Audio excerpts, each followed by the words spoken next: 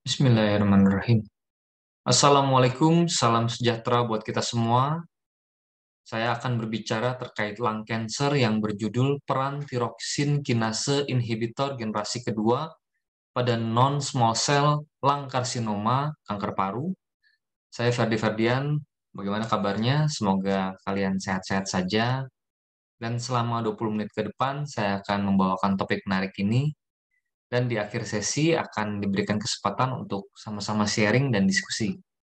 Sebelumnya saya ingin mengucapkan terima kasih pada panitia dan sponsor untuk kesempatannya pada siang hari ini. Saya akan berbicara mengenai apa itu kanker paru, seberapa sering kanker paru, penyebabnya, modalitas apa yang kita miliki untuk mengobati kanker paru, dan penelitian terkait obat modern seperti afatinib, dan ditutup dengan take home message. Tumor paru adalah jaringan yang tumbuh secara abnormal dan bisa bersifat jinak atau ganas di paru-paru. Keberadaan tumor pada paru biasanya dideteksi dengan pemeriksaan ronsen atau CT scan toraks yang tampak berupa adanya massa paru. Sebagian besar tumor paru adalah tumor paru ganas yang bisa berdampak serius pada kesehatan. Penyintas kanker paru di dunia sangat sedikit, mengingat prognosisnya yang sangat buruk dan keterlambatan diagnosis maupun pengobatan. Kanker merupakan penyebab kematian nomor 2 di dunia setelah penyakit kardiovaskuler. Pada laki-laki, kanker paru adalah penyakit kanker tersering dan juga pembunuh nomor satu. Kematian akibat kanker paru di seluruh dunia diperkirakan sekitar 1,7 juta jiwa per tahun di tahun 2018. Kanker tidak sekonyong-konyong hadir begitu saja tanpa adanya penyebab dan pencetus. Kedokteran membuktikan bahwa ada hal yang disebut dengan faktor genetik. Dalam hal ini, gen atau proto-onkogen berperan penting sebagai penyebabnya. Sedangkan apa pencetusnya? Pencetusnya diduga paling kuat dari faktor lingkungan. Dapat berupa zat karsinogenik yang menyebabkan mutasi pada proto-onkogen dan menyebabkan sel beranak pinak tanpa bisa dikontrol. Jenis mutasinya bisa dilihat di gambar, bisa berupa ada delesi, ada duplikasi, inversi, translokasi, ataupun yang lainnya. Penelitian membuktikan bahwa rokok adalah agen environment terpenting penyebab kanker paru. Bisa dilihat di gambar, rokok aktif, rokok pasif, rokok filter, kretek, cerutu, maupun pipa bisa menyebabkan kanker paru. Faktor resiko lainnya bagaimana? Di sini dikatakan polusi udara baik indoor maupun outdoor memiliki peran untuk kanker paru. Seperti contohnya yaitu pembakaran batu bara untuk menghangatkan tubuh, contohnya banyak di negara-negara yang dingin.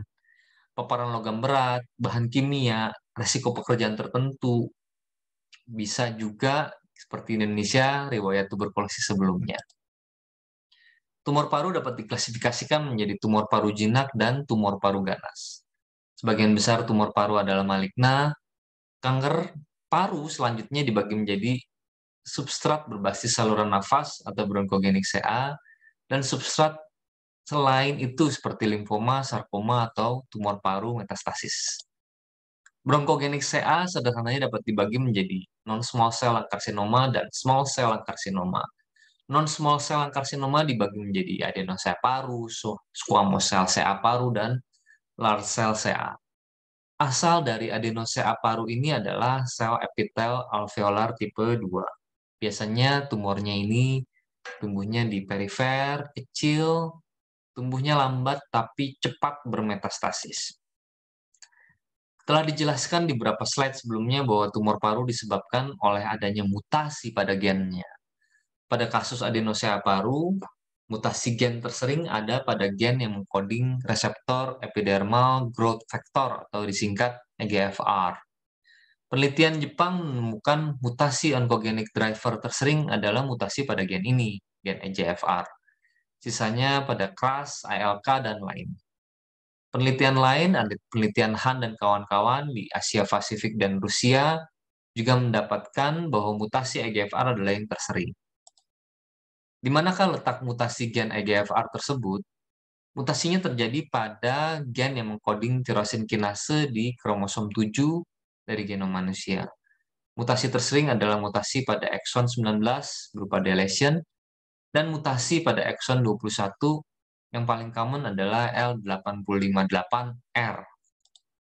Ini adalah contoh pemeriksaan mutasi EGFR dari sampel cairan pleura yang secara sitologi didapatkan substratnya yaitu adenosea. Hasil analisis mutasi didapatkan adanya mutasi delesi ekson 19.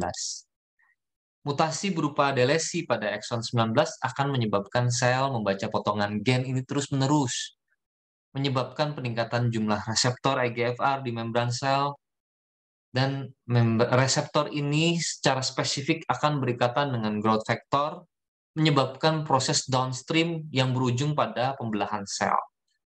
Mutasi menyebabkan overekspresi EGFR dan hiperaktivitas dalam pembelahan, dan overekspresi EGFR dan hiperaktivitas downstream ini akan menyebabkan sel terus-menerus berkembang biak tanpa bisa kita hentikan.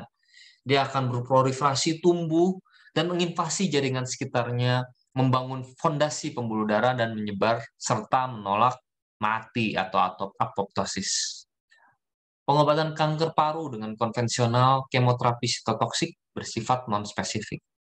Pengobatan paling terbaru yaitu targeted therapy.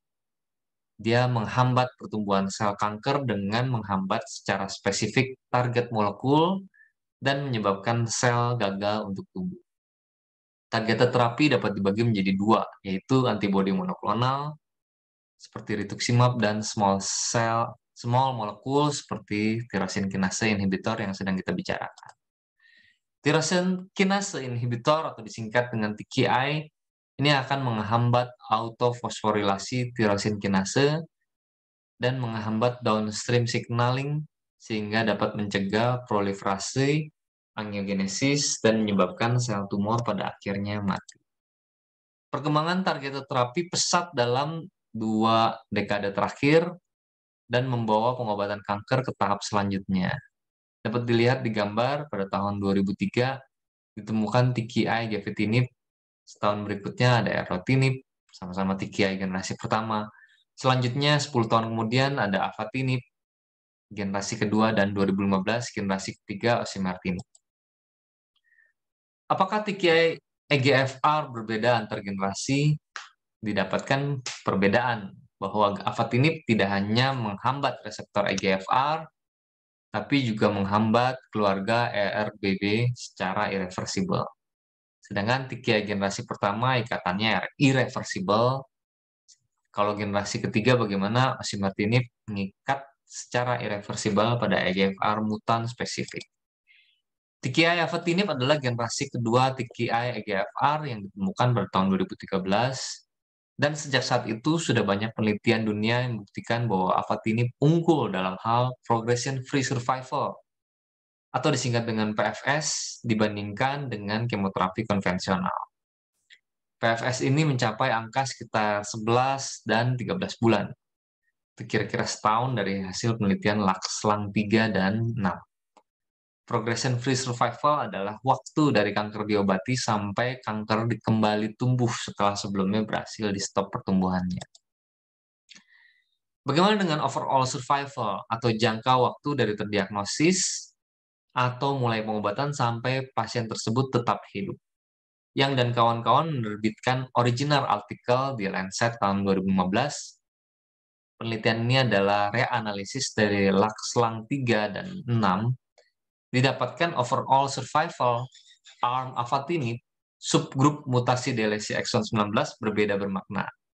Diperkirakan overall survival mencapai sekitar 33 bulan atau 3 tahun 5 bulan. Dan ini adalah penelitian pertama yang membuktikan bahwa EGFR TKI memiliki benefit dalam hal overall survival. Sebelumnya dijelaskan bahwa afatinib adalah generasi kedua EGFR TKI. Apakah terdapat perbedaan performa dengan TKI generasi lebih awal seperti gefitinib? LAKSLAN 7 di 64 pusat penelitian, ini real randomized control trial, mendapati bahwa PFS afatinib berbeda bermakna dengan gefitinib. Randomized control trial atau RCT ini hanya menginklusi common mutation saja. Bagaimana dengan real world data? Apakah ada yang membandingkan kedua generasi tersebut? Rupanya ada. Kim dan kawan-kawan di Korea Selatan, rumah sakit Samsung mendapati PFS afatinib secara bermakna lebih panjang durasinya dibandingkan Erlo dan gefutinib. Afatinib dalam real world PFS-nya bisa mencapai 19 bulan, tetapi masalah overall survival tidak didapatkan berbeda bermakna antara ketiganya. Pada kasus uncommon mutation, PFS afatinib lebih baik dibandingkan generasi pertama, walaupun secara penelitian lagi-lagi tidak bermakna.